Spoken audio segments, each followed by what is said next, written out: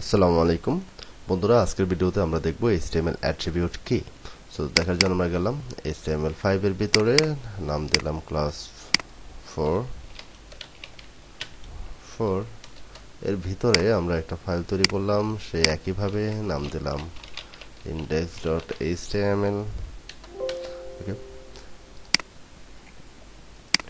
Okay so আমরা এখানে attribute লিখব। সো তার আগে অ্যাট্রিবিউটটা মূলত ডিপেন্ড করে আপনার ট্যাগের উপরে, অর্থাৎ ট্যাগ লিখে তার ভিতরে অ্যাট্রিবিউট লিখতে হয়। যেমন ধরেন আমরা এখানে বললাম h1 এবং সেই পুরোনোভাবে দিস ইজ টাইটেল 1 এবং এটাকে ক্লোজ করলাম h1 দিয়ে। ওকে, সো অ্যাট্রিবিউটটা হচ্ছে, ধরেন এটা আমাদের একটা ট্যাগ, এই ট্যাগের প্রথমে আমরা কোনো কিছু নির্ধারণ করে দিব। অর্থাৎ যদি আমি কোনো ট্যাগের কোনো নিয়ম বা এটা কিভাবে শো করবে এই জাতীয় কোনো কিছু লিখতে চাই, সেটা লিখতে হবে আমাদের ট্যাগের শুরুতে। সো এটা হচ্ছে আমাদের ট্যাগ শুরু এবং শেষ। যেখানে ট্যাগটা শুরু হইলো তার মধ্যে একটা স্পেস দিয়ে আপনি যে লেখাটা লিখবেন সেটা হচ্ছে অ্যাট্রিবিউট। যেমন আমরা এখানে লিখলাম সাপোজ টাইটেল একটা অ্যাট্রিবিউট। এই অ্যাট্রিবিউটটা লেখার পরে এটাকে এটা একটা ভ্যালু সেট করা যায়। অ্যাট্রিবিউট টাইটেল এটা ইকুয়াল দিলাম, ইকুয়াল দিয়ে আমরা এখানে ডাবল কোটেশন দেব, সিঙ্গেল অথবা ডাবল কোটেশন একটা দিলেই হবে, সমস্যা নেই। এখানে আমরা বললাম title this is heading.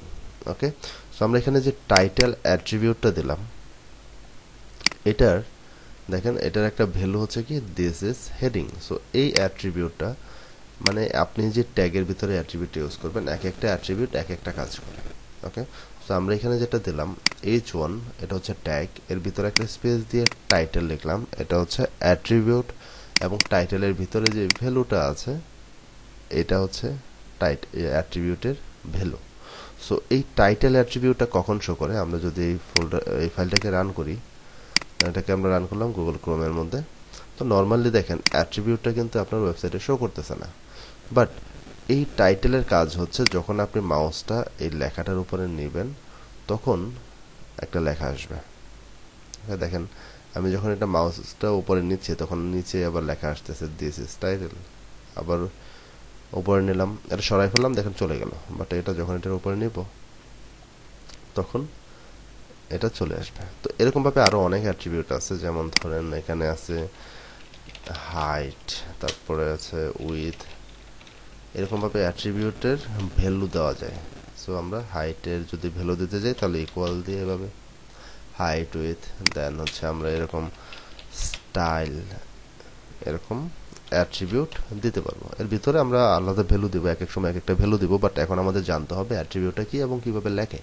Okay, so কোন অ্যাট্রিবিউট কি কাজ করে এটা আমরা পরবর্তীতে স্টেপ বাই স্টেপ শিখবো। ওকে, সো আশা করি বুঝতে পারছেন অ্যাট্রিবিউটটা কি।